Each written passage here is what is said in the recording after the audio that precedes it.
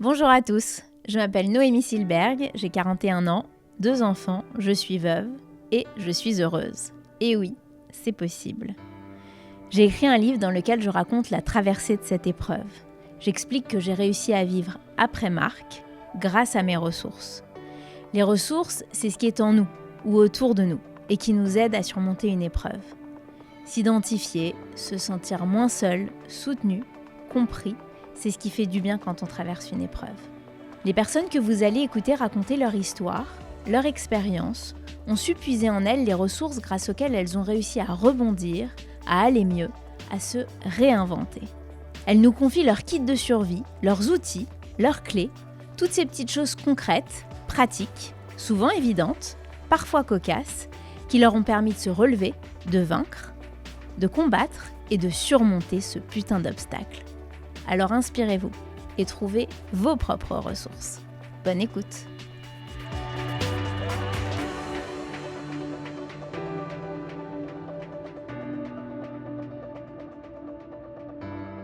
J'ai rencontré Anne-Laure grâce à Charlotte, notre amie commune, qui m'a dit « Il faut que tu interviewes cette fille, elle est pleine de ressources ». J'en savais à peine plus. Je découvre une femme de ma génération, souriante, élégante, charismatique. Elle se présente après que je lui ai expliqué l'objectif de ce podcast. Elle est mariée, elle travaille dans la finance, et elle commence son récit en me disant qu'elle a 4 enfants et qu'elle a perdu l'aîné peu de temps après sa naissance. Elle me raconte sa première année de deuil, enfermée dans son travail, sans aucune perspective et envahie par la douleur.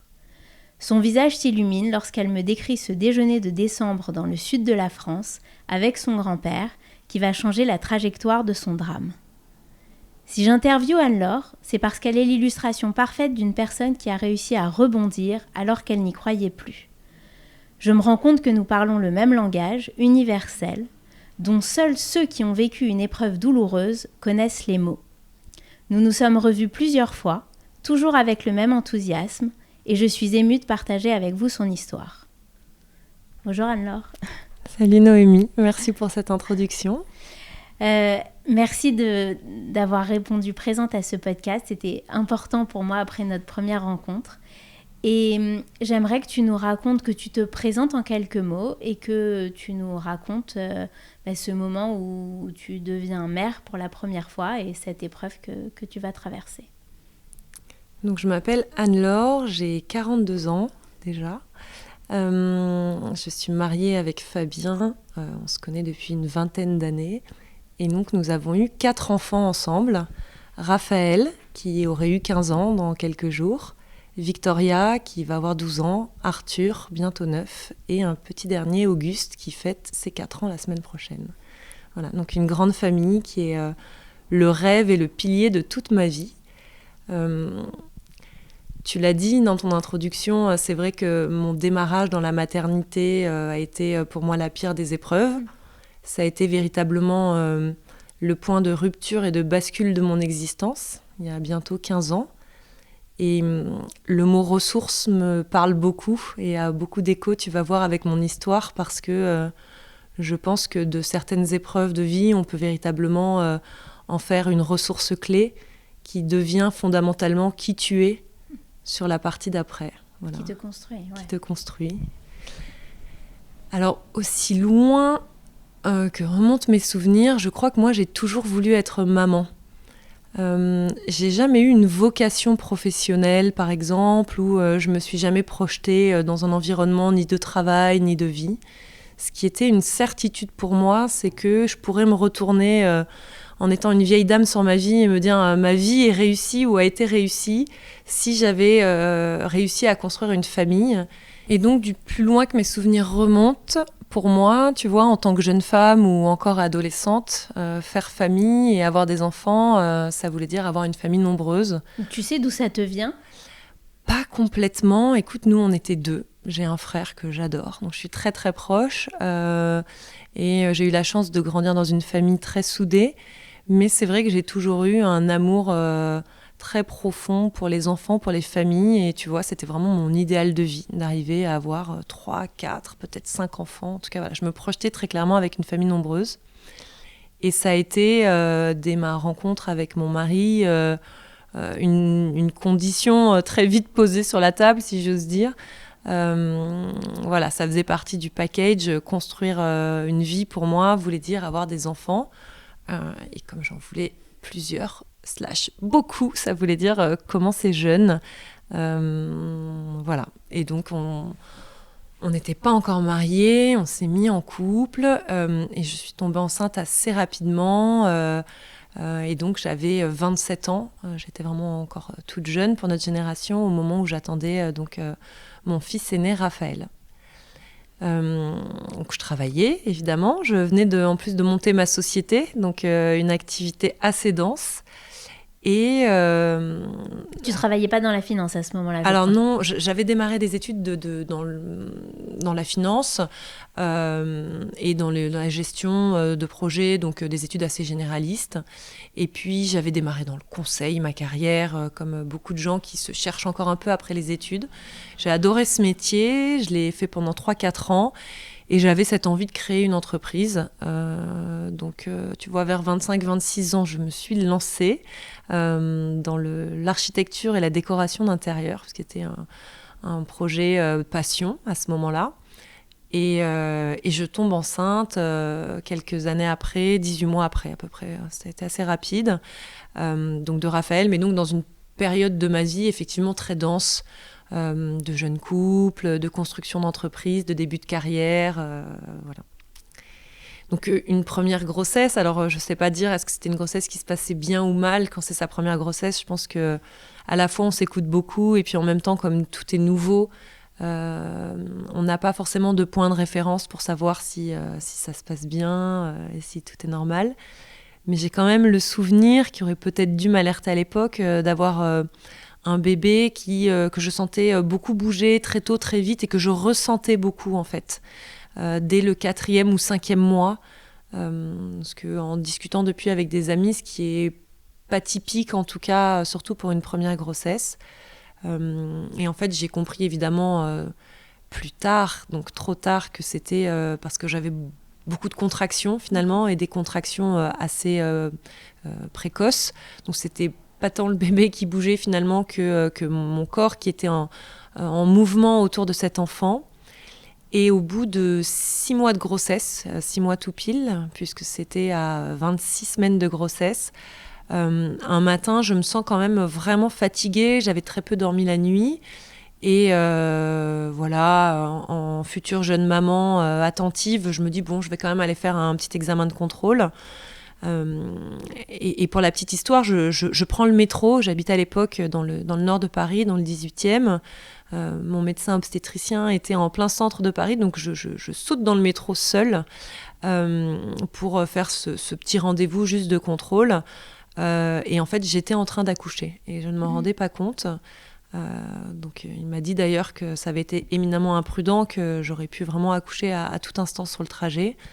Et donc j'arrive dans son cabinet et là c'est ces moments de vie où on a l'impression que le ciel s'ouvre et que d'un seul coup tout bascule et que on n'est même plus tellement maître de ce qui se passe, hein. On a l'impression de sortir de son corps, de se dédoubler et de voir la scène depuis une caméra en focale haute portée au-dessus des événements.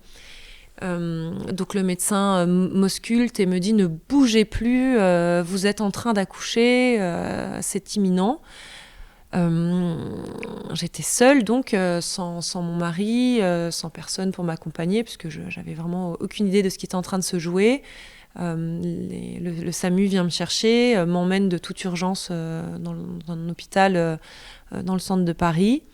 Et puis là, alors le temps s'étire évidemment dans mon souvenir parce que c'est un moment où l'adrénaline étant à son comble, évidemment on se repasse le film des dizaines de fois, mais il s'est passé quelques heures jusqu'au moment où donc Raphaël est arrivé. C'était le 19 novembre 2008. Voilà, il est né à minuit 5, je peux presque compter encore les secondes.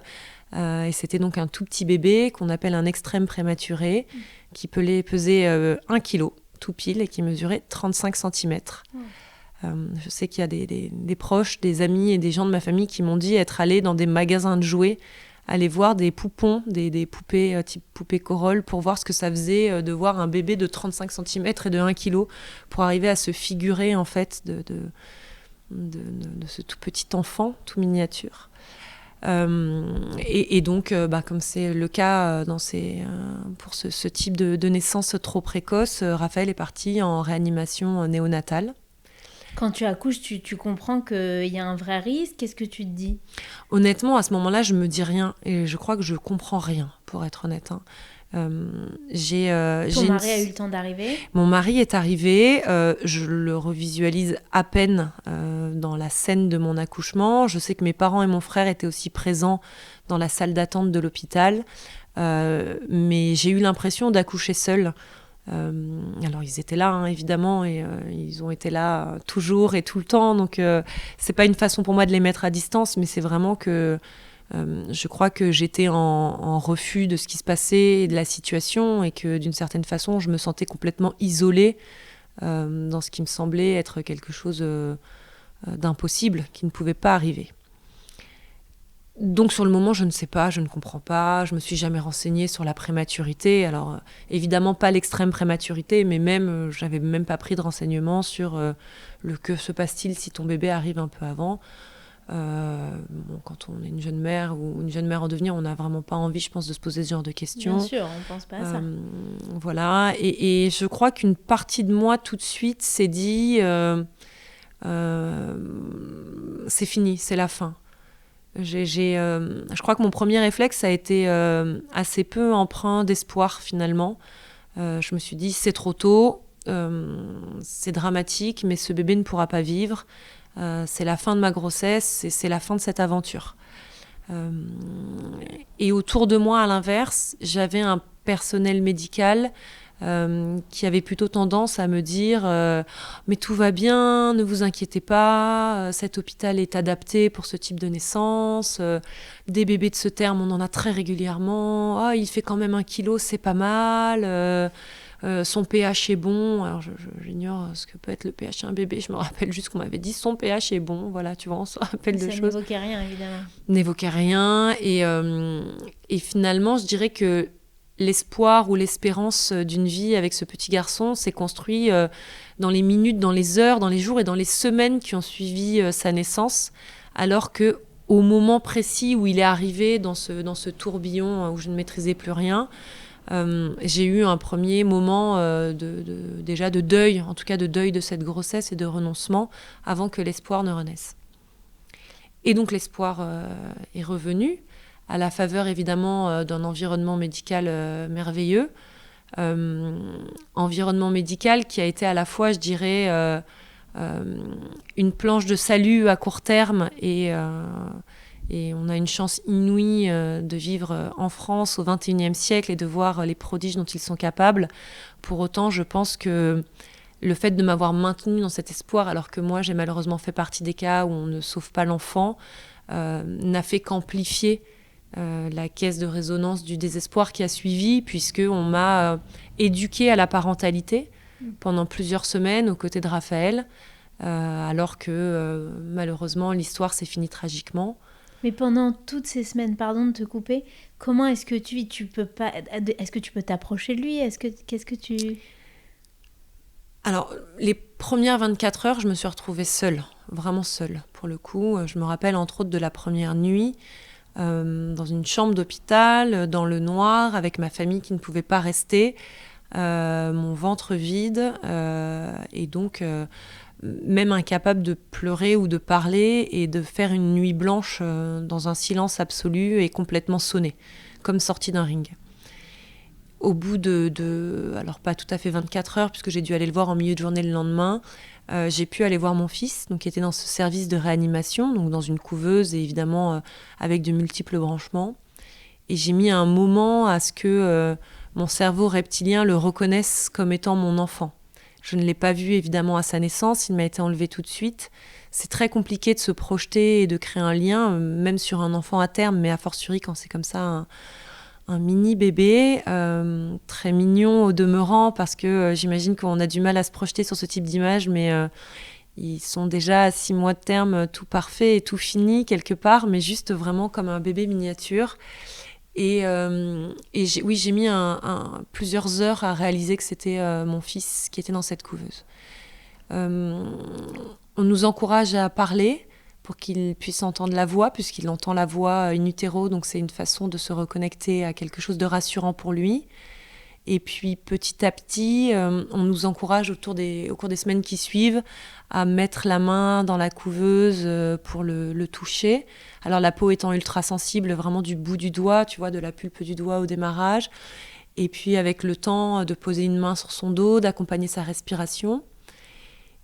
Et au bout de 2-3 semaines, on a pu le sortir de sa couveuse et me le déposer en peau à peau sur la poitrine et sur la gorge pour commencer à pouvoir avoir un contact un peu plus rapproché. Donc avec ce petit bébé qui était toujours évidemment plein de tuyaux, câblé, sur écoute et très contrôlé par beaucoup de machines. Alors c'est compliqué, hein, ce ne sont pas des gestes naturels, ce ne sont pas des gestes que tu peux faire seul. Tu as toujours un personnel médical qui t'accompagne. Un nouveau-né, c'est déjà impressionnant, mais donc dans ce format-là, tu as peur de mal faire, de faire mal à ton enfant. Donc ça prend tout de suite des proportions qui sont assez dures psychologiquement. Mais en même temps, évidemment, c'est le Graal absolu, hein, quand tu peux partager ces moments de peau à peau et très mammifère, très animal avec ton bébé. C'est devenu une drogue, hein, tu vas le chercher tous les jours. Avec mon mari, on a complètement arrêté de vivre. On était à ses côtés, autour de sa couveuse, de l'ouverture du service à sa fermeture. On prenait des nouvelles au milieu de la nuit et voilà, et on était tout le temps là. Et voilà, je le disais, avec donc ce que j'appelais une éducation à la parentalité, et petit à petit, des nouvelles médicales qui tombaient régulièrement et qui n'étaient pas très bonnes sur l'évolution de cet enfant, jusqu'au moment où on avait commencé à y être préparé, hein, mais de très nombreux retours d'examens montraient qu'il y allait avoir 1, puis 2, puis 3, puis vraiment de très nombreux handicaps très lourds. Et donc il commande un peu à sonder son papa et moi pour savoir dans quel état d'esprit et dans quelle disposition on est sur... alors on n'appelle pas ça comme ça évidemment sur des enfants, mais sur ce qui est de l'ordre un peu de l'acharnement thérapeutique versus un arrêt de soins qui signifie ni plus ni moins que de retirer une partie des béquilles artificielles qui aident cet enfant à survivre, puisqu'il ne peut pas vivre sans tout cet accompagnement médical, et pour paisiblement et accompagné d'un certain nombre de protocoles pour qu'il ne souffre pas, lui permettre de s'éteindre. Voilà. C'est pas les parents qui prennent la décision, je crois que c'est très important de le préciser. Les parents expliquent dans quel état d'esprit ils sont, mais c'est bien un collège de médecins et de personnel soignant, de psychologues qui se réunissent et qui prennent une décision sur la poursuite ou l'arrêt des soins.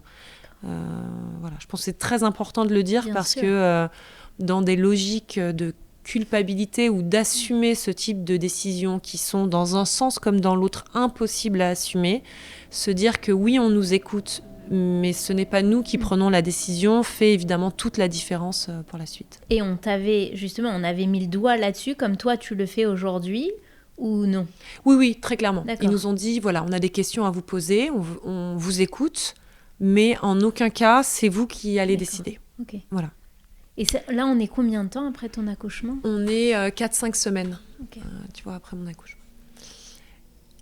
Voilà, donc la décision est prise parce que donc Raphaël en grande souffrance et puis avec vraiment de très très lourds handicaps, y compris cérébraux, n'aurait pas pu avoir une vie acceptable. Je ne sais pas comment le dire autrement.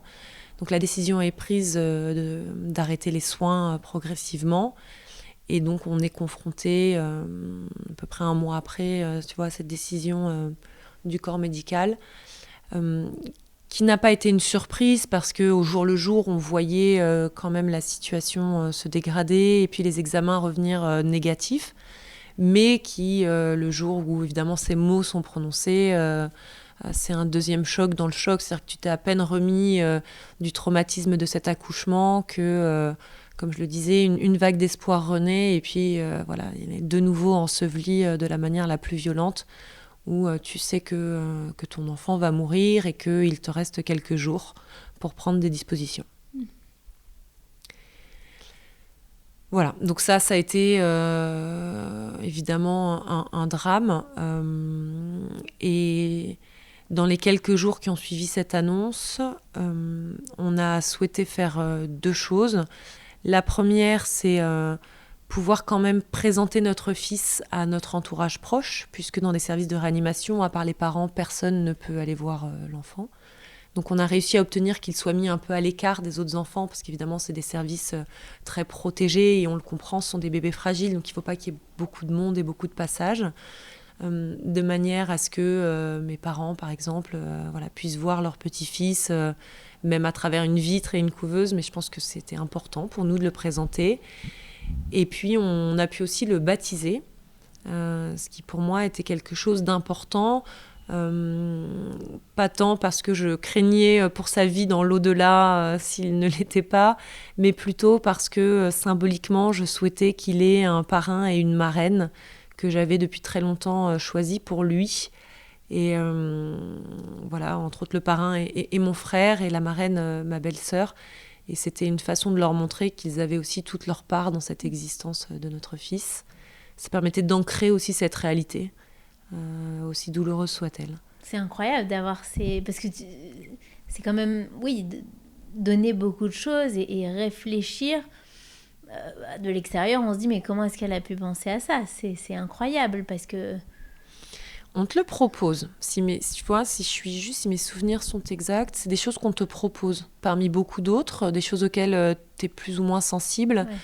Ouais. Je ne suis pas sûre d'avoir totalement eu la présence d'esprit de réfléchir à tout ça.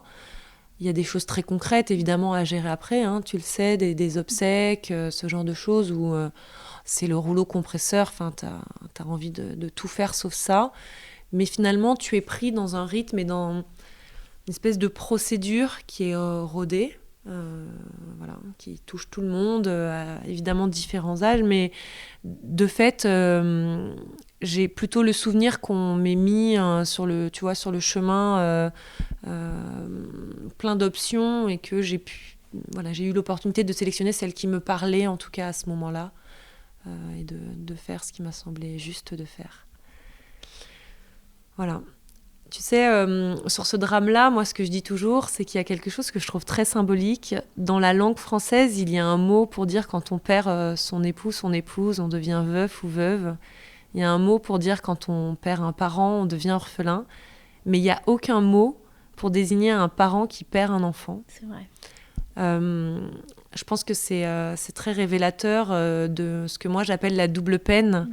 C'est-à-dire que c'est un drame que tu vis, mais dont tu n'as pas le droit de prononcer le mot, le nom. Il faut se tenir au silence. Et c'est rarement un silence qui est souhaité par les parents, pour avoir discuté avec beaucoup d'autres parents endeuillés. C'est un silence que l'entourage met autour de toi, un peu comme une chape de plomb, en pensant te protéger, alors que la vérité, c'est qu'ils se protègent eux. Moi, je sais que maintenant, j'en parle très librement, parce que j'ai réussi vraiment à sortir très renforcée de cette épreuve. Mais pendant très longtemps, je n'osais même pas en parler.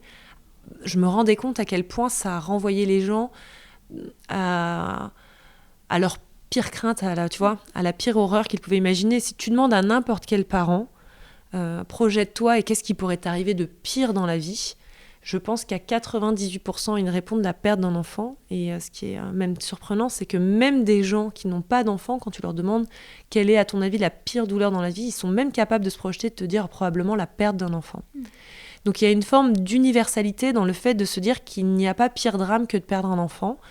Et ce qui fait que le silence devient la seule réponse dont l'entourage et la société est capable, parce que personne n'a envie de regarder ce drame-là et de l'entendre et de le prendre à bras-le-corps. Et ce silence, donc il est très gênant et probablement il fait mal, mais de quoi tu te dis que tu as besoin?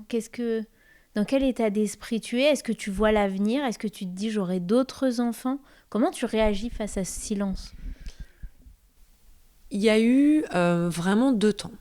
Il y a eu une première année que moi j'appelle ma descente aux enfers. J'ai pas trouvé d'expression plus imagée pour décrire comment j'ai pu passer les 12 mois après le décès de Raphaël. Et c'est marrant parce que on pense que le pire, c'est au moment de la mort, au moment de la fin, et qu'après, même si ça prend du temps, on est plutôt dans une logique de longue reconstruction, tu vois, avec un peu ce schéma d'une pente ascendante, même si la pente est progressive. Moi, c'est pas du tout comme ça que j'ai ressenti les choses. Moi, je suis même capable de dater, je pense que c'était 5-6 mois après son décès, donc au printemps qui a suivi, que j'allais encore 10 fois plus mal qu'au moment de sa mort. Moi, j'ai vraiment touché le fond à ce moment-là. Et j'ai vraiment mis 1 an à me dire que peut-être qu'il y aurait un jour une lumière au bout du tunnel. Donc on ne rentre pas tout de suite dans un chemin même progressif de reconstruction. Donc moi, l'état d'esprit de la première année, pour être très clair, ça a été un état d'esprit de désespoir. Donc avec la palette qu'on connaît tous sur le deuil, beaucoup de colère, parce que je crois que la colère est un sentiment qui me caractérise et qui est peut-être la façon dont je sais le mieux m'exprimer.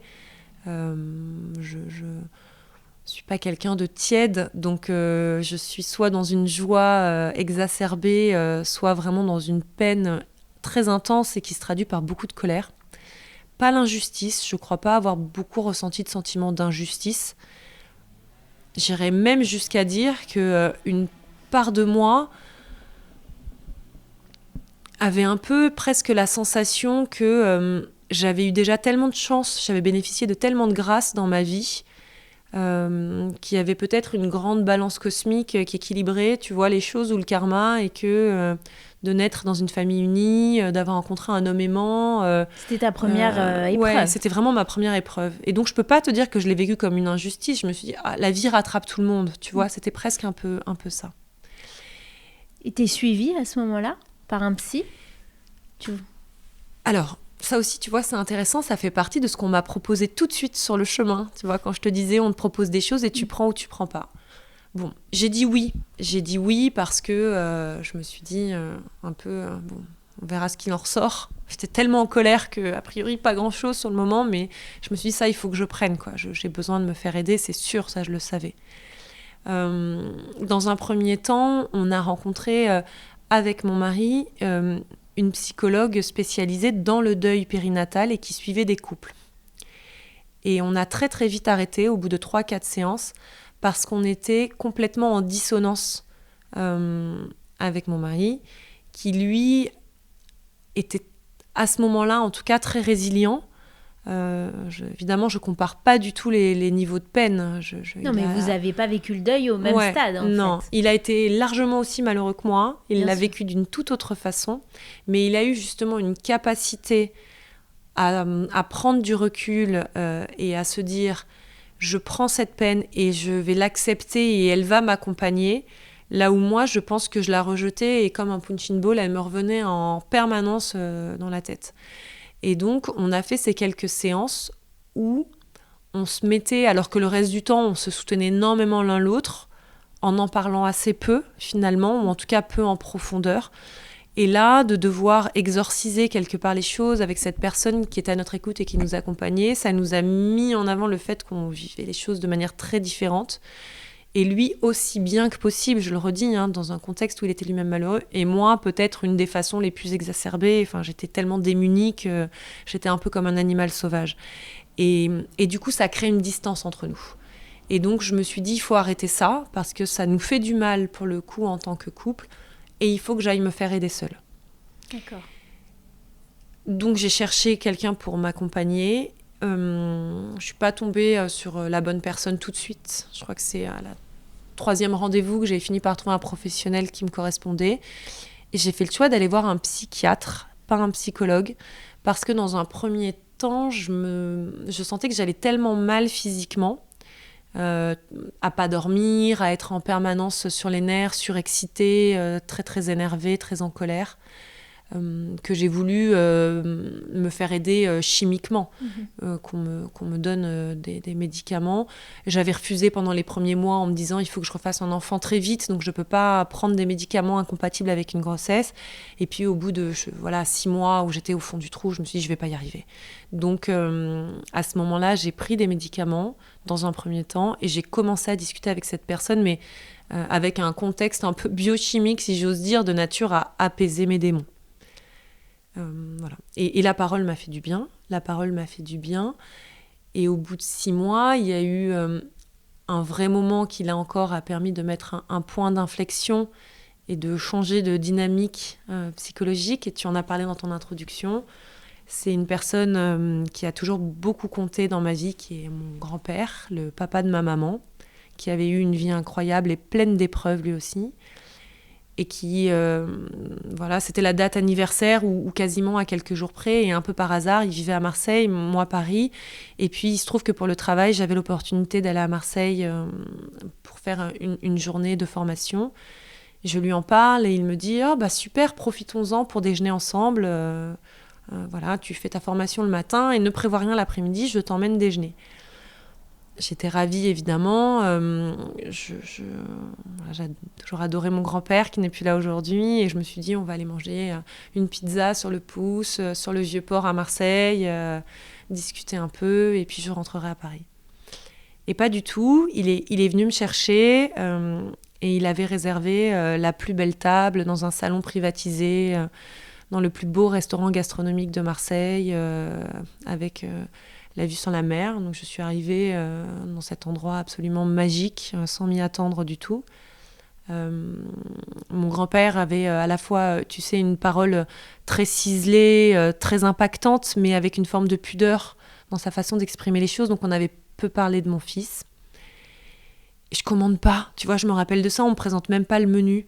Il avait appelé avant, il avait choisi tous les plats, et évidemment que des mets fantastiques, les meilleurs vins, la plus belle vue, une journée d'hiver ensoleillée, enfin, le genre de moment où en les vivant, tu te dis je vais m'en souvenir toute ma vie.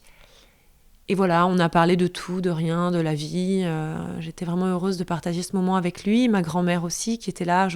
J'en parle moins parce que ma grand-mère était une personne plus discrète, mais c'était évidemment tous les deux qui m'ont sorti de cette torpeur. Et vraiment, à la toute fin du repas, on n'avait vraiment pas parlé de Raphaël. Il me dit, après un petit moment de silence, « Tu vois, Anne-Laure, la vie, c'est ça. Donc là, maintenant, tu as assez pleuré.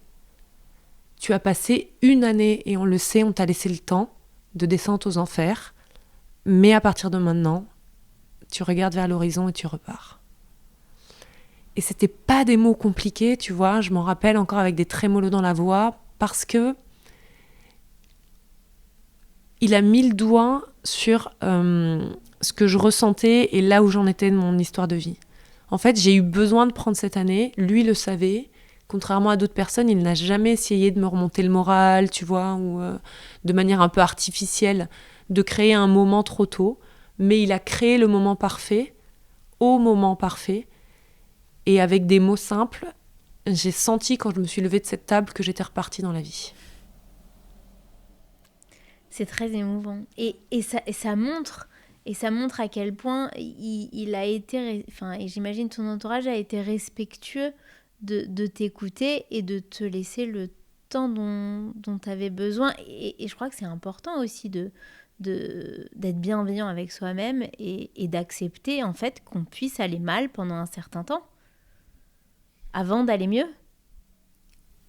Le temps, c'est très compliqué dans ces moments-là. Et à l'exception de mon mari qui a été, comme tu le dis, dans cette acceptation de mon état et d'une patience inouïe, je m'en rends compte aujourd'hui, même les gens qui te sont le plus proches peuvent être extrêmement maladroits. Ils respectent ta douleur et même, je dirais, ils la ressentent, ils la vivent avec toi parce qu'ils t'aiment. Mais c'est très compliqué, honnêtement, de ne pas être maladroit dans le choix des mots ou des choses qu'on peut faire dans ces moments-là. Et puis, le temps, tu vois, ça va faire 15 ans, je te le disais, donc aujourd'hui, quand je me retourne sur ma vie, ces 15 dernières années, j'ai l'impression que c'est passé comme un battement d'ailes. Mais les premiers mois et cette première année, elle s'est tellement étirée. En fait, quand tu vis la douleur, le temps te paraît tellement long. Et quand on me disait, tu es jeune, tu vas reconstruire, prends le temps. Moi, j'étais très révoltée d'entendre tout ça parce que je trouvais que tout était trop long déjà. Trop long dans la douleur. Et à chaque instant, j'avais l'impression que j'avais assez souffert et qu'il fallait qu'on arrête de me demander d'être patiente, tu vois, et de prendre du temps. Parce que c'était pas audible à ce moment-là, en tout cas. Et donc, à partir de ce moment de bascule, finalement, t'as un filtre qui change, je suppose. Tu vois la vie différemment et... À partir de ce moment-là, je dirais que j'ai renoué avec qui j'étais. Ça a été progressif, tu vois. Pour le coup, c'est là le long chemin qui monte. Il est long, il monte très progressivement. Donc, c'est pas un point de bascule au sens tout va mieux du jour au lendemain. Mais tu sens que tu regravis la montagne. C'est vraiment ça. Et qu'au sommet, il y a l'ancienne toi, alors qui sera plus jamais la même, qui est changée. Mais dans ses fondamentaux, tu vas pouvoir renouer avec ta personnalité. Et ce qui n'était plus le cas pendant cette année de pause, comme je le dis, où j'en étais réduite à mon animalité. J'étais dans l'action, j'étais dans le travail, je me noyais sous des projets qui ne donnaient pas forcément beaucoup de sens à mon existence, mais qui me permettaient de tenir. Et là, je recommence à m'interroger. Qu'est-ce que je veux ? De quoi j'ai besoin pour être heureuse ? Comment je veux m'accomplir ? Quelle amie, quelle fille, quelle femme j'ai envie d'être pour les gens que j'aime ? Voilà, j'ai commencé à me reposer ces questions. Et finalement, tu vois, pour le dire simplement, ce qui se passe à ce moment-là, c'est que grâce à ce moment créé par mes grands-parents, grâce à ce point de bascule, je renoue avec la logique d'estime de soi. Je me remets à m'aimer. Alors, un tout petit peu au début, parce que tu t'es tellement détesté pendant une bonne année que tu ne t'adores pas d'un coup. Mais voilà, de retrouver de l'estime de soi et de se dire qu'on va pouvoir bâtir à partir de cette base-là. Donc ça passe par beaucoup de choses. L'estime de soi, c'est être moins dur déjà, pour commencer. Tu vois, c'est arrêter de dire du mal ou de penser du mal de soi, qu'on a mal fait, qu'on ne mérite pas, ou à l'inverse, qu'on mérite les drames qu'on a vécus. De se demander ce qui nous fait du bien, sur quoi on a envie de passer du temps, de se recentrer sur des petits plaisirs, de reprendre racine, tu vois, dans la vie, avec ses sens, de reprendre du plaisir à rire, à partager, à sentir, manger, boire, se balader, enfin voilà, des choses que tu fais par réflexe en fait pendant de longs mois et sans t'ancrer dans ta réalité et dans ton environnement. Et alors, on entend par la fluidité de ton expression, on entend derrière ça ce travail d'introspection qui fait que tu vas bien aujourd'hui. Et est-ce que tu arrives à mettre des mots sur ce qu'ont été ces ressources ? Il y en a eu plusieurs. Il y en a une, donc je t'en ai parlé, c'était d'aller voir ce psychiatre et d'avoir commencé ce travail donc, de psychothérapie aussi avec lui en parallèle. Rapidement, j'ai pu verbaliser avec lui que j'avais envie toujours et plus que jamais d'être mère. Donc on a mis en place un rythme de parole resserré, je dirais, pour pouvoir limiter l'apport de médicaments et j'ai eu la chance de pouvoir finalement les arrêter assez vite et de bâtir sur cette parole et cette construction et cette introspection avec un professionnel de santé. Voilà, un apaisement petit à petit et le fait d'accepter ce qu'il m'était arrivé. Je le dis, c'est important parce que je pense qu'il y a vraiment deux catégories de personnes. Il y a celles qui sont a priori favorables, en tout cas ont un bon a priori sur ces démarches autour de la psychiatrie, la psychanalyse, et on en parle beaucoup sur l'aide sur sa santé mentale. Et moi, je pense que je faisais plutôt partie de l'autre catégorie, qui avait l'impression que c'était pour les faibles. C'est terrible de dire ça, je m'en rends compte, mais j'avais vraiment l'impression que c'était fait pour les gens faibles, de se faire aider par des psys au sens large du terme. Donc non, c'est pas fait pour les gens faibles. Et je ne dis pas de moi aujourd'hui que je suis faible. Et on a le droit de passer par des moments de faiblesse, même insondables. Et ça a permis de rythmer mon quotidien avec cette parole partagée, pleine de reconstruction et de prise de recul, puisque c'est quelqu'un qui n'a aucun affect, et c'est très bien, et qui ne te renvoie pas du coup en miroir dans les échanges que tu peux avoir une dimension émotionnelle qui te renvoie beaucoup de rationalité. Et ça, vraiment, c'est pour moi une ressource très forte sur la reconstruction. Donc ça a été un élément clé. Je dirais que le travail et le fait d'avoir aussi toujours été dans l'action, ça a été une façon de juste me maintenir dans de la survie pendant une première année. Et ensuite, les 2 années qui ont suivi avant d'avoir ma fille, ça m'a permis de retrouver une forme de rythme et d'équilibre qui est nécessaire aussi pour rentrer dans une routine. Donc une routine qui est loin d'être parfaite, évidemment, puisqu'il te manque l'essentiel, mais qui néanmoins permet de ne pas être dans le questionnement existentiel permanent. Voilà, tu as des choses à faire, tu as des rendez-vous, tu as des horaires, tu as un planning. Donc ça aussi, l'action, je pense, et le travail maintient le rythme qui te permet de laisser passer le temps, puisqu'il s'agit bien aussi de temps derrière. Un autre point, je t'en parlais sur l'amour de soi. L'amour de soi, l'estime de soi, moi je pense qu'évidemment il prend ses racines dans l'éducation et l'amour inconditionnel que tu as pu avoir dans ta toute tendre enfance. Et ça, on n'est pas égaux par rapport à ça. Moi, je sais que j'ai eu beaucoup de chance, que c'est une ressource sur laquelle je peux aussi bâtir parce que j'ai vraiment eu une enfance choyée. Mais ce sont des clés qu'on te donne au démarrage, comme une sorte de tremplin qui peut t'aider à accélérer, mais que tu peux aussi ensuite, si tu n'as pas eu la chance de l'avoir reçu jeune enfant, développer petit à petit. Et là-dessus, moi, je suis assez sensible à la philosophie un peu, tu sais, des Grecs, un esprit sain dans un corps sain.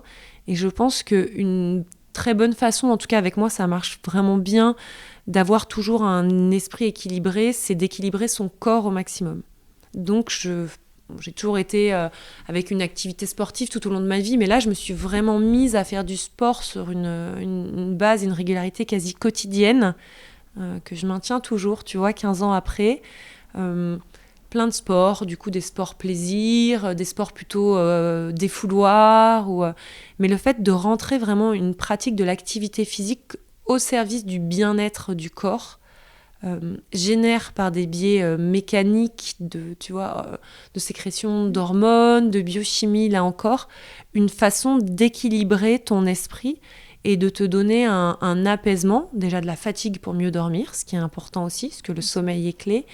Et puis voilà, un bien-être général, une estime de soi, une forme de fierté quand tu t'accomplis parce que tu te fixes des objectifs sur une course plus longue, sur une nage plus rapide, sur un point gagné, sur un sport co, etc. Qui m'a aussi donné de la ressource pour arriver à équilibrer mon quotidien. Et est-ce que tu as rencontré des personnes qui avaient vécu le même drame que toi et qui ont pu... Non, et j'ai pas cherché. Il y a des associations qui existent pour ça. Avec le recul, aujourd'hui, je me dis que j'aurais peut-être dû, mais c'est encore une fois des choses qu'on m'a proposées et que là, pour le coup, j'ai refusé de prendre. J'ai refusé de prendre parce que je me sentais tellement unique, isolée, ce qui est le propre aux gens dépressifs, dans ma douleur, que je n'avais pas du tout envie de partager avec des gens qui auraient pu vivre une histoire similaire et penser, à juste titre, connaître ma douleur, alors qu'elle me paraissait incompréhensible, elle n'était qu'à moi. Donc j'étais pas du tout prête à faire cette démarche. Ce qui est marrant, c'est qu'aujourd'hui, il m'est arrivé à l'inverse d'accompagner des couples. Donc moi, je me mets au service aujourd'hui de couples qui vivent des deuils autour de la petite enfance, deuil autour de la périnatalité. Je sais que tout le monde n'est pas réceptif à ça, mais ceux qui en font la demande, en tout cas, moi, je le fais. J'ai la chance d'avoir des retours souvent de ces gens-là qui me disent que ça a été super pour eux et que je les ai aidés. Et c'est évidemment pour moi une satisfaction très importante. Je suis heureuse de pouvoir rendre aujourd'hui, tu vois, cette grâce-là, mais moi, j'étais pas du tout prête à l'accepter au moment où ça m'arrivait. Qu'est-ce que tu as tiré de positif finalement de ce drame voilà, comment tu es différente positivement par rapport à ce que tu étais? Alors la première chose, c'est 3 ans après, donc je te le disais, ma fille est arrivée. Puis encore 3 ans après, mon second fils. Et puis un petit dernier qui est venu clôturer mon aventure de maternité encore 5 ans plus tard. Je crois que si je n'avais pas vécu cette épreuve avec Raphaël, je serais moins en capacité de connaître ma chance et de goûter mon bonheur aujourd'hui. J'ai, comme toutes les mamans, une tendance à m'agacer au quotidien, évidemment, mais avec en permanence, vraiment en continu, qui ne me quitte jamais, une petite musique de fond qui me dit « Oh là là, quelle chance tu as !» Et c'est incroyable parce que c'est je te dis, vraiment une musique de fond qui ne me quitte jamais. C'est pas que régulièrement j'y pense, c'est qu'à chaque fois que je regarde mes enfants, que je vais les embrasser le soir quand ils dorment dans leur chambre, que je vis un moment avec eux, que ce soit juste un repas en famille ou un voyage qu'on peut faire ou les accompagner à une activité, enfin, même les petites choses du quotidien, je me rends compte comme c'est magique de vivre ces moments-là. Et donc je goûte aujourd'hui ma joie d'être mère, ce qui a en plus toujours été, comme je te le disais, le pilier de ma vie, avec une capacité à en profiter vraiment décuplée. Donc ça, je sais que je le dois à mon fils. Et je le dis comme ça. Et puis, je pense aussi très sincèrement qu'il a fait de moi une personne meilleure. Dans ma capacité à ne pas juger peut-être trop vite les gens qui sont dans la douleur, même quand on ne comprend pas leur douleur. D'être plus en empathie. D'avoir, je dirais, peut-être des antennes assez affûtées pour voir les gens qui, derrière la façade, quand ils te disent que tout va bien, vont peut-être pas si bien que ça, parce que moi, j'ai réussi à faire Actors Studio pendant quasiment toute la durée de mon deuil, donc je sais qu'on peut faire ça. Et aujourd'hui, j'ai cette capacité à comprendre quand les gens vont mal, et vraiment, je pense que mon fils a fait de moi une meilleure personne. Et avec les enfants, tu parles de tout ça, ils sont au courant de tout, tu parles de tout ça naturellement? Oh, absolument. Ça a toujours été quelque chose qu'on s'est dit immédiatement avec mon mari, on n'en fera jamais un tabou. Donc, et ils me posent de temps en temps des questions, mais assez peu, parce que pour eux, c'est une évidence. Voilà, ils savent qu'ils avaient un grand frère. Ils m'ont tous posé des questions, je dirais, à l'âge de mon petit dernier aujourd'hui, tu vois, vers 4 ans, pour savoir si eux aussi, ils allaient mourir. Ça, c'est la question quand tu parles d'un enfant décédé. Donc, tu leur expliques que pas du tout, que c'est parce que c'était un bébé qui était sorti du ventre trop vite, et que, qu'il a vécu un petit peu, qu'il est parti, mais que c'est une histoire très différente. Et en fait, les enfants, quand tu leur racontes, ça leur va très bien. Ils vivent très sereinement avec ça, et c'est pas du tout un tabou familial. Donc, non, ça, j'ai toujours su que je voulais le prendre de cette façon. Et quelque chose aussi de très important pour moi, c'est de toujours faire vivre Raphaël. Et de plus en plus avec les années. De parler de lui, de prononcer son nom, d'en parler en famille, de me dire « Oh là, on aurait fêté ses 15 ans. » Qu'il ait une existence dans notre famille. Vivre avec ses morts. Delphine Orviller parle beaucoup de vivre avec ses morts. Et c'est vrai. Et en fait, on peut vivre avec ses morts et dans la joie. De façon saine. Et de façon saine. Et pas du tout, pour le coup, au quotidien, pour mettre la place de l'absence. C'est pas du tout ça. C'est de se dire que il n'est pas absent, justement. C'est quelqu'un qui a sa part, donc qui est une part peut-être moins tangible et moins présente au quotidien, une fois encore, parce qu'on n'est pas dans l'agitation et dans l'énergie de la vie, mais on a des moments pour y penser, et il a lui aussi une place dans la famille, exactement. Si on t'avait montré cette photo de toi racontant cette histoire, parlant de tes ressources avec autant de résilience au lendemain de ton drame, est-ce que tu aurais pu penser que tu en serais là? Non, pas du tout. Je ne savais même pas si je pourrais survivre à ce drame. Alors, pas au sens, tu vois, de vouloir tout arrêter, ou j'ai vraiment jamais eu de pensée suicidaire. Je pense que ça, c'est vraiment lié, là aussi, à la nature, à la psychologie des gens. On n'est pas égaux par rapport à ça. Mais survivre au sens, arriver à relever la tête et à regoûter au bonheur un jour. C'est rien que ça me paraissait impossible dans les premiers mois qui ont suivi. Donc non, je me projetais pas ainsi. Par contre, au bout d'un an, je savais que je ferais de ma vie un combat pour y arriver. Voilà. Et que pour moi, il fallait que je me donne les moyens à tout prix, même si mon chemin de maternité allait être compliqué, pour réaliser mon rêve. Voilà. La combativité a été, au bout d'un an en tout cas, ma façon de mener ma vie. Donc je ne savais pas où ça me mènerait. Je ne peux pas te dire, voilà, à l'inverse, au bout d'un an, je m'étais projetée et je me doutais que j'en serais là 15 ans plus tard. Pas du tout.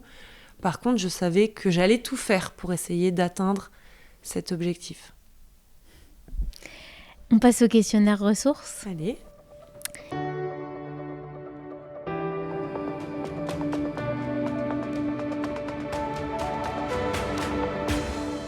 Quel est ton lieu réel ou imaginaire qui représente pour toi le calme et la sérénité ? Alors, moi, je suis une amoureuse de la Méditerranée. Toute ma famille est originaire du bassin méditerranéen. Et du coup, je crois qu'il n'y a rien qui ne m'apaise plus que de regarder l'horizon en mer Méditerranée, avec l'odeur des pins et le son des cigales. Et c'est marrant parce que j'ai appris il n'y a pas très longtemps que à hauteur d'homme ou de femme, on voit l'horizon quand la vue est dégagée à peu près à 5 km. Ce qui n'est pas très grand en fait comme distance, alors que quand on regarde un horizon, la mer, on a l'impression qu'on voit à des dizaines de kilomètres. C'est que 5 km et pourtant ça paraît un peu le bout du monde. Cette incapacité finalement à maîtriser la distance, moi, me renvoie à notre nature humaine où, comme on le disait, pour le temps, c'est vrai pour les sentiments, c'est vrai pour beaucoup de choses. Il y a parfois comme ça des miroirs déformants si on n'écoute que nos sens. Et pourtant, c'est loin, c'est infini et c'est là que, en tout cas, moi, je trouve beaucoup d'apaisement. Est-ce que tu as un mantra ou une philosophie de vie ? Alors, j'ai fait mienne celle de mon grand-père, qui répétait souvent « Le bonheur est un acte volontaire.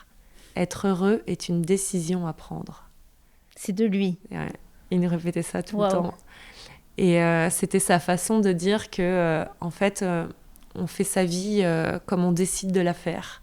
Et que face aux mêmes situations et aux mêmes conditions, de décider si c'est terrible ou si c'est un défi à relever dépend justement de nos ressources. Donc voilà, j'ai décidé que le bonheur était un acte volontaire et que j'allais être heureuse parce que c'est la décision que j'avais prise. J'adore. Est-ce qu'il y a un objet qui te donne de la force ? Est-ce que tu as un porte-bonheur, un souvenir ?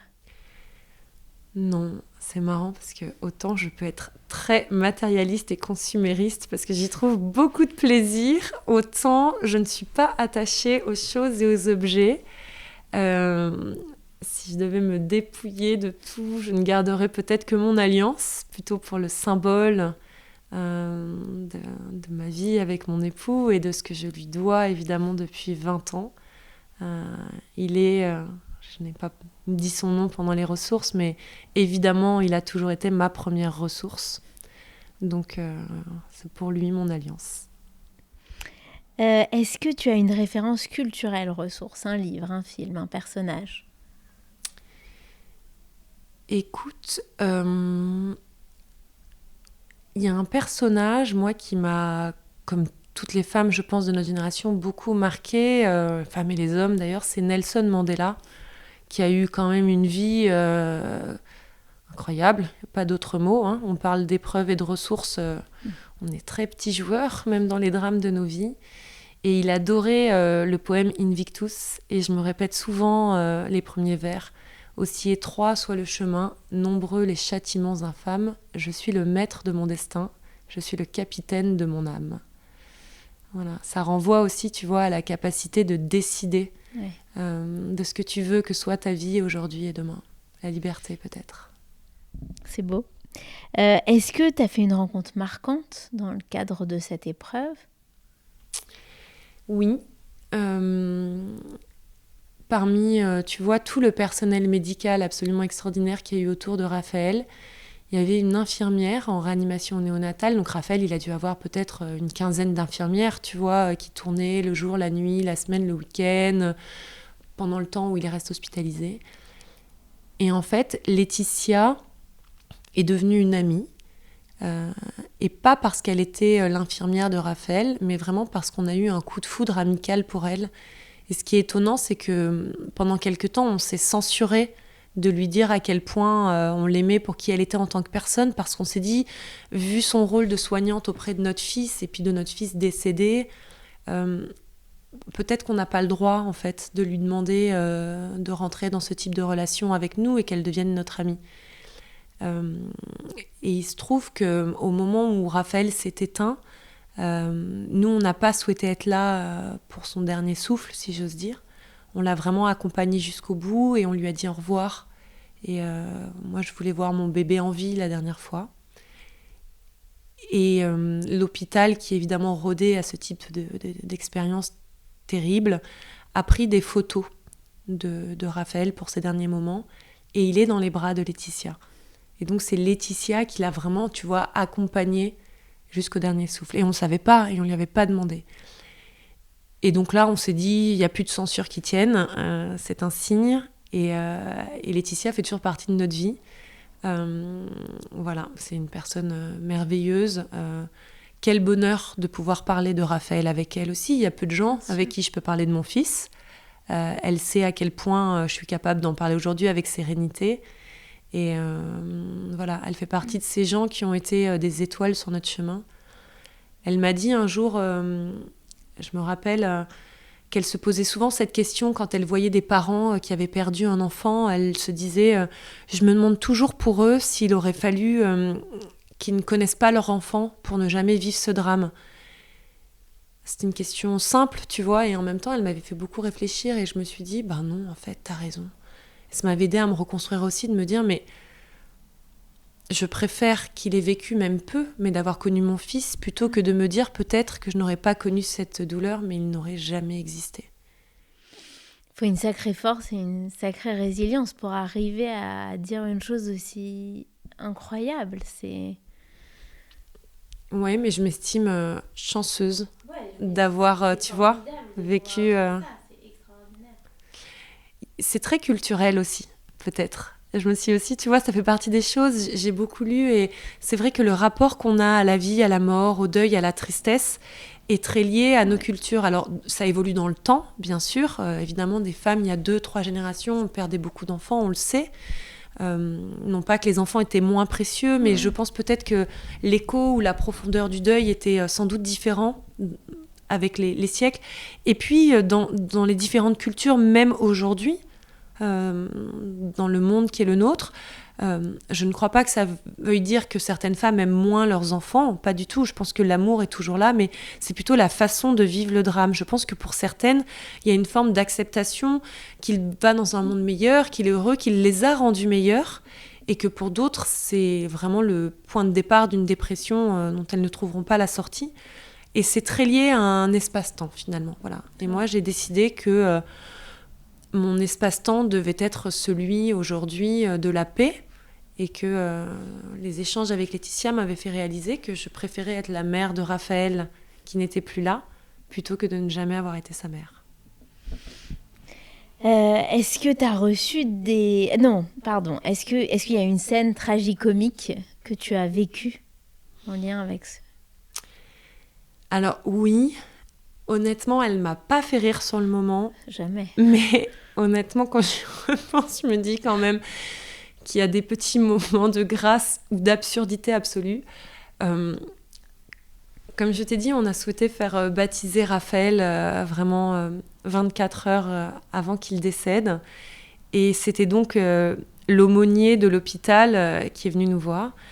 J'ai dû un peu convaincre mon mari. Alors, quand je dis convaincre, j'exagère. Il n'était pas du tout contre, mais en tout cas, c'était, disons, ma volonté. Moi, j'ai la foi. Ça, évidemment, aussi fait partie de mes ressources. J'en parle assez peu parce que je me sens toujours très prosélyte quand je parle de ma foi et que je ne souhaite pas l'être. Je pense que c'est très personnel. Mais j'ai toujours eu la foi, j'ai toujours cru en Dieu et je n'ai jamais perdu la foi, même dans les abysses. J'en ai beaucoup voulu à Dieu, tu vois, j'étais capable de faire partie de ces gens qui disaient « Mais pourquoi mais tu es affreux, en fait, tu n'es pas un Dieu de bonté », tu vois, c'était plutôt ça mon réflexe, mais pas une perte de foi. Donc c'était important pour moi de baptiser mon fils. Et donc Fabien était d'accord pour moi, d'une certaine façon, parce qu'il savait que c'était important pour moi, mais il n'a jamais eu une grande proximité avec les religions, et puis surtout avec les hommes d'église, je dirais, qu'il a toujours trouvé un peu désuets, voilà, d'un autre temps. Et donc cet aumônier arrive pour discuter un peu avec nous, pour préparer son baptême. T'es gentil, mais il nous a sorti cette phrase absurde au moment où donc on lui explique que notre fils, il lui reste quelques heures à vivre et qu'on veut le baptiser avant la fin. Il nous dit « Oh, mais vous savez, on peut toujours attendre un miracle. Tant qu'il y a de la vie, il y a de l'espoir. » Et je me suis dit, entre cet adage « Tant qu'il y a de la vie, il y a de l'espoir » qui fait quand même vraiment mauvais slogan publicitaire et là où la vie s'éteint et où l'espoir a disparu à ce moment-là, voilà, j'avais trouvé ça complètement absurde déjà sur le moment et oui, ça a pu me faire sourire quelques années après, une fois que j'ai été apaisée avec tout ça. Est-ce que tu as reçu des messages collector catastrophiques complètement à côté de la plaque? Oui, je te le disais, il y a eu beaucoup de paroles maladroites. Et ce qui est terrible, c'est que finalement, plus les gens sont proches dans ces cas-là, même tes propres parents ou des amis très proches, plus les messages peuvent heurter. Mais c'est pas collector au sens où je sais que la volonté était vraiment une volonté d'amour et d'apaisement. C'est juste trop, en fait. C'est trop pour nous, déjà, c'est trop pour eux.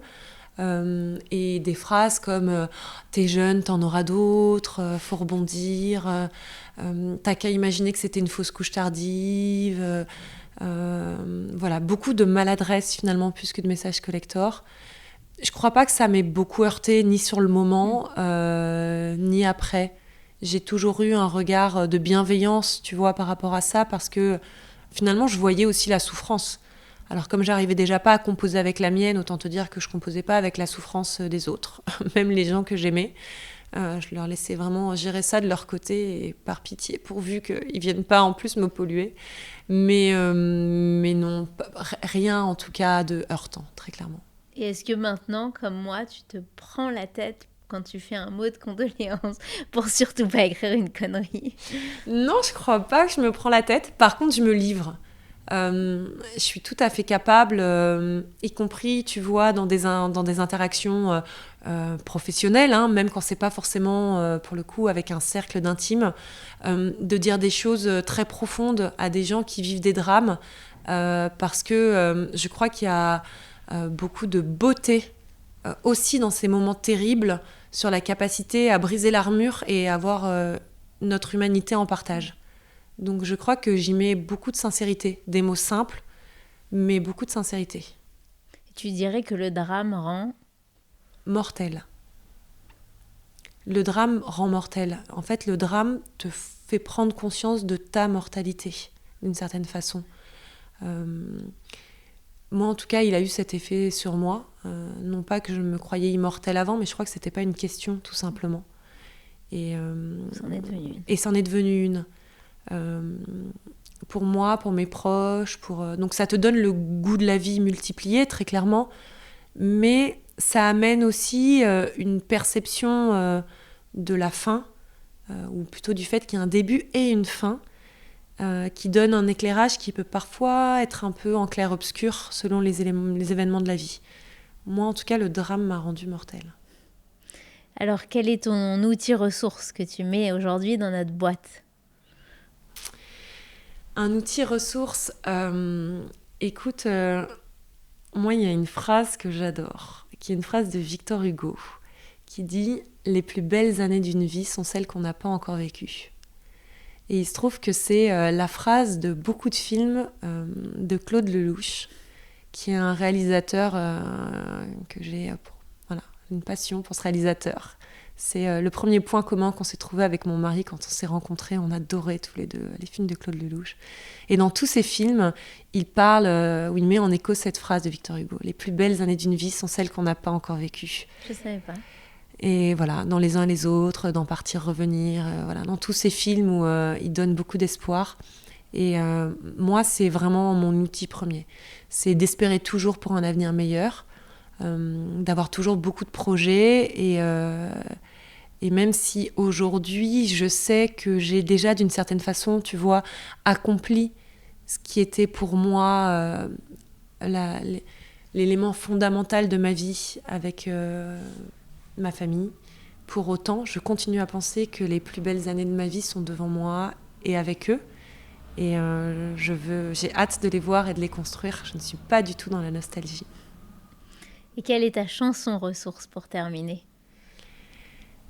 Moi, j'aime beaucoup What a Wonderful World de Louis Armstrong, qui, là aussi, je trouve que ce sont des mots très simples, des paroles très simples, une voix comme nulle autre, une musique qui emporte tout sur son passage, et une capacité à se dire qu'il faut savoir goûter cette vie, on n'en a qu'une, qu'il faut savoir prendre les épreuves et en faire une force, parce que finalement, quel beau, quel merveilleux monde.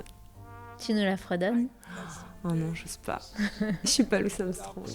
Alors on l'écoute. Merci beaucoup Anne-Laure. Merci pour tous ces enseignements. Merci à toi, Noémie. What a wonderful world.